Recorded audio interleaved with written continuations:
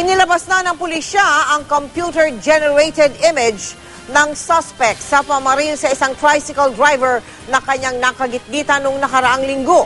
Ang binatilyong nadamay sa insidente, nakikiusap sa suspect na sumuko na. Nakatutok si Jiggy Manica. Ito ang itsura ng suspect sa pamamaril sa isang tricycle driver na nakatama pa ng isang estudyante sa Camias, Quezon City nitong nakaraang linggo. Inilabas ng Quezon City Police District Station 9 ang computer-generated image ng suspect base sa paglalarawan ng mga saksi.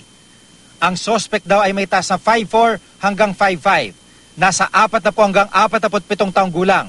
Nasa 70 hanggang 80 kilong bigat at kayumanggi ang kulay.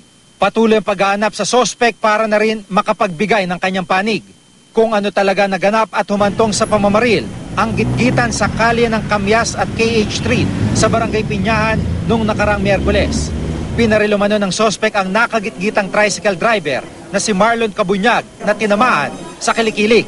Nahagip naman sa binti ang 13 taong gulang na estudyanteng papasok lang noon sa eskwelahan. Sana po sumuko na siya para maano yung kaso. Malutas. Managot. Yung taong namaril sa akin.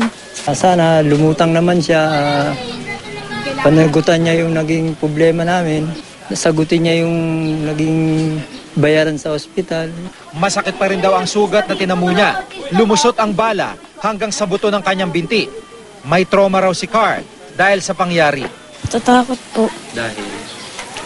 Na-aksidente po ko rin. Kaya tatakot na ako dumaan doon. Nasa bahay na nagpapagaling si Carl pero hindi pa rin nakakapasok sa paaralan. Jiggy Manica, nakatutok, 24 oras.